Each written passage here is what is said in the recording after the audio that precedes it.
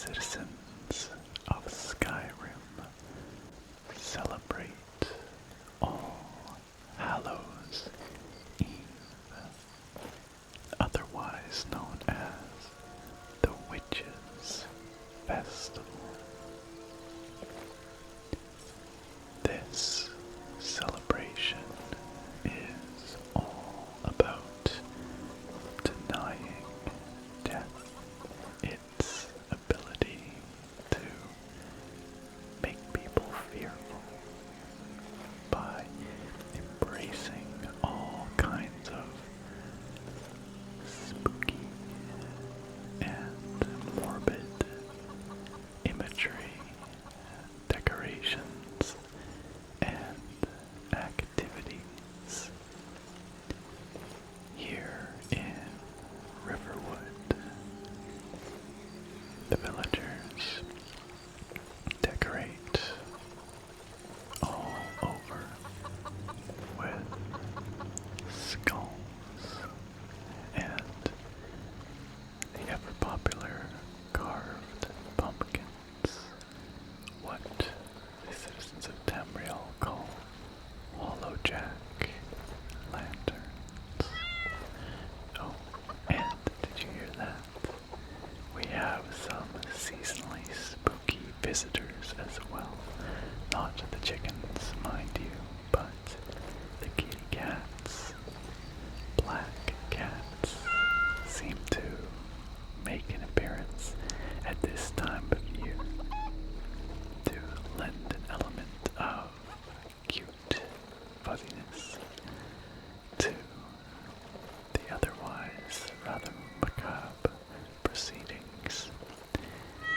This is also the time of year when the veil between the spirit realms and the realm of the living is its thinnest, and so restless spirits often make appearances, such as this one here, who was perhaps a smith in a past life.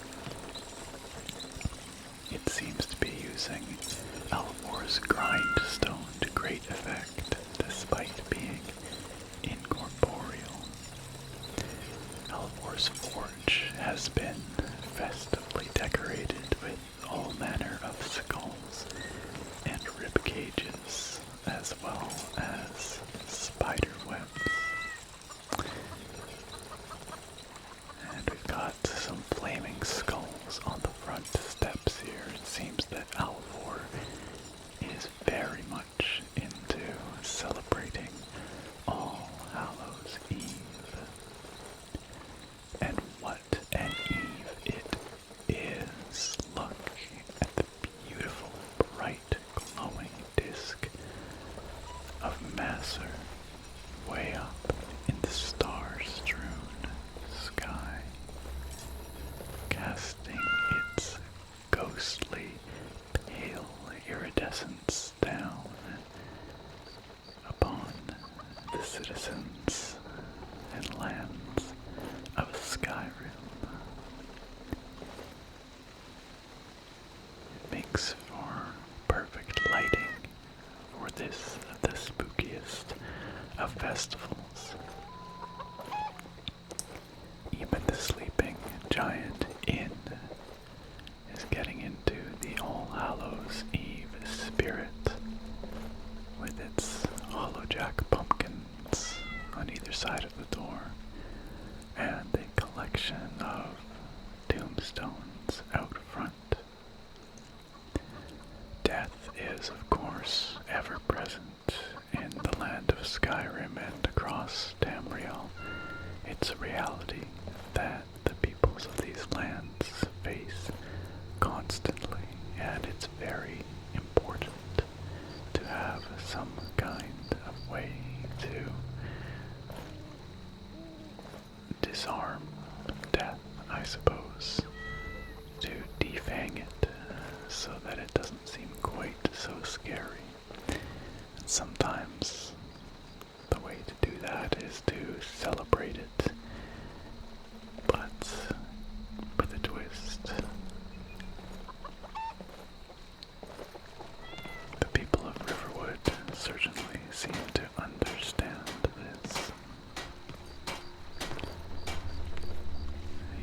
the lumber mill looks like it's decorated in seasonal fashion. Let's go take a look.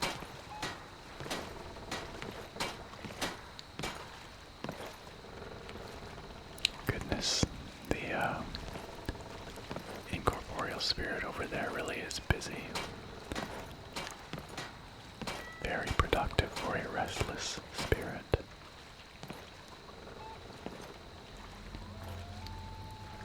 And here it appears that Odd, or perhaps Girder, have created some kind of shrine of skulls with a cleaver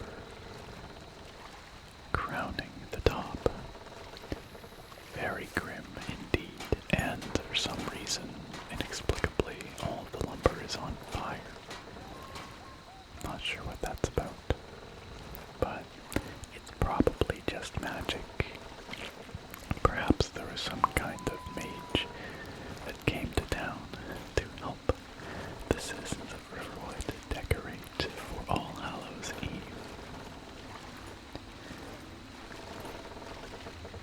Despite being, in theory, a spooky occasion, it's a fairly serene and beautiful night here in Skyrim. But don't let the quiet darkness lull you into a false sense of security. Not far outside the safety of Riverwood's walls and warm lights are plentiful tombs filled with undead Draugr and worse. Yes, death is an ever-present reality in Tamriel. And of course, this is the time of year when the spirits are most restless, when portals are set to open to malevolent realms, perhaps fueled by the light of Masser in these cold nights. Who is to say? Who is to say? There is, however, one particular story that I have heard before that chills me to the bone. It is supposed to have taken place in a dark pine forest, very much like the one we find ourselves in now, set in a small cabin in the woods. It is a spine-tingling tale, and, you know, it just so happens that there is a cabin that very much fits the description of the one from the story, just outside of Riverwood here. Perhaps we should go investigate. A nice little nighttime walk in the dark forest would do us some good anyway. No doubt, very soothing and relaxing. It looks like the Riverwood citizens have actually done some decorating back here too. It's a pale blue glow faintly emanating from amongst a collection of ornate tombstones here.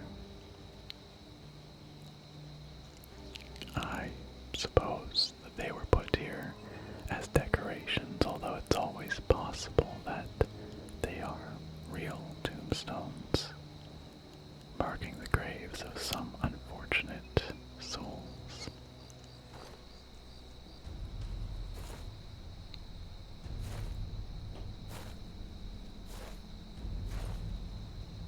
The nighttime forests around Riverwood are eerily quiet.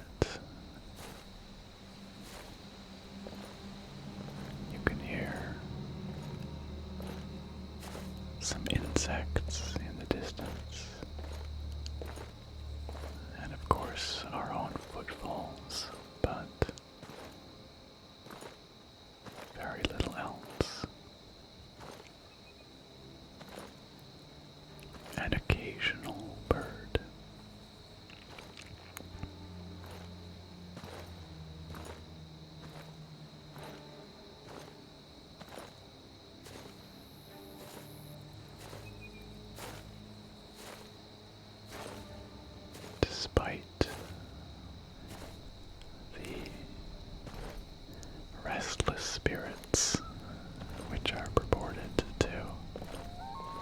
Oh, that was a little bit spooky sounding.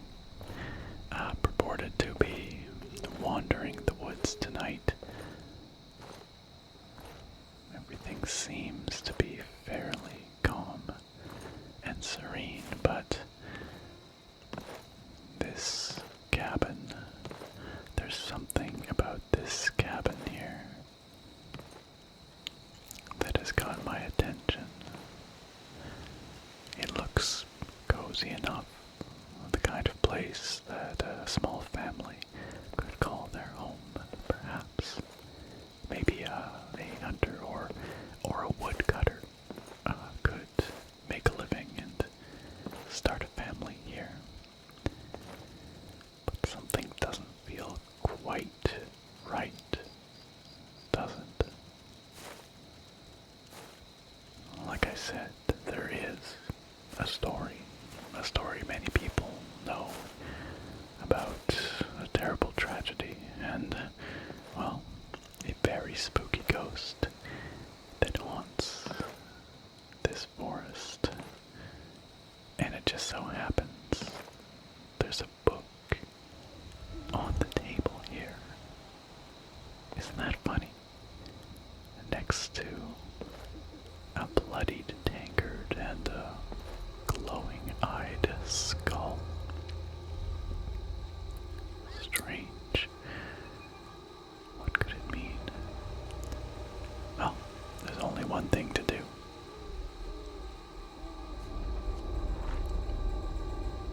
We have to read the book, of course. But let's just enjoy the nighttime ambiance here before we dive into whatever might lurk in the pages of this book.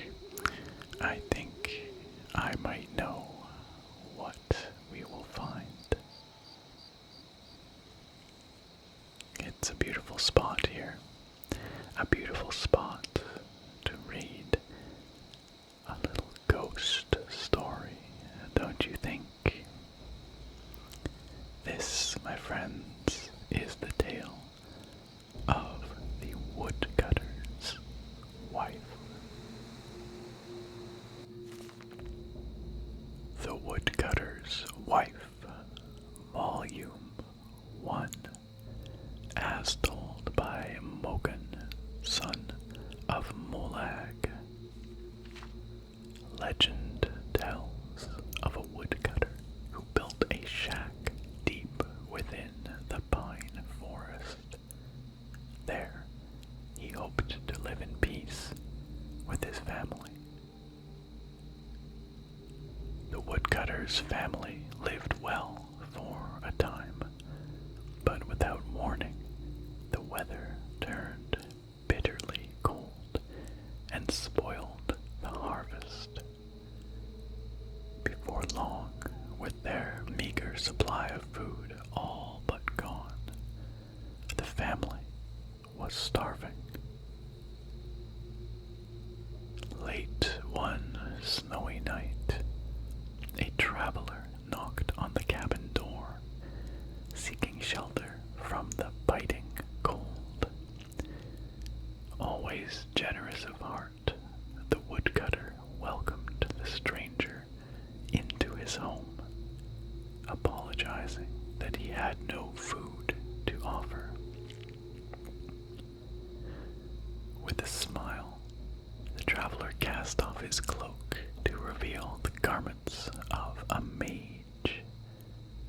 As the woodcutter and his family looked on, the mysterious visitor reached into his satchel and withdrew a scroll tied with a silver ribbon. No sooner had the wizard unfurled the scroll and read the words aloud, when a great feast appeared out of thin air. That night, nobody in the woodcutter's cabin went hungry. Day by day, the snow piled up. Every night, the mage produced another scroll scroll from his bag and read the words, each time summoning a new feast. On the fifth night, the woodcutter's wife awoke her husband to confess her mistrust of their magical guest. Surely, she argued, there was some price to pay for the magical feasts that everyone enjoyed night after night. The woodcutter would have none of it. After nearly dying from the lack of food, his family was eating well. The divines had sent them a gift, he explained, and it was foolish to question their wisdom. But the woodcutter's wife would not be persuaded. Every night she grew more fearful and more desperate. She was certain that the family had entered into a devil's bargain, and the time would soon come when the mage would ask for something unspeakable in return for his gifts. While everyone in the cabin slept, the woodcutter's wife snuck out of bed and took her husband's axe in hand. She crept into the traveler's room and with one swing lopped off his head. Suddenly, the wizard's disembodied head awoke. His eyes opened wide, and when he beheld his maimed body, he let forth a terrible cry. Awakened by the horrified scream, the woodcutter and his children rushed into the room and gasped at the terrible sight of the decapitated mage. With his last gasp of breath, the traveler laid a fearful curse on the woodcutter's wife. After her mortal death, she was damned to rise once again and walk the woods alone, only to burn at the rising of the sun. To this day, those who walk the pine forest late at night tell tales of a weeping woman glimpsed between the trees. She carries a bloody axe, the stories say, and is terrifying to behold. A spine-tingling tale, to be sure, and something sounds so strangely familiar about the cabin they'd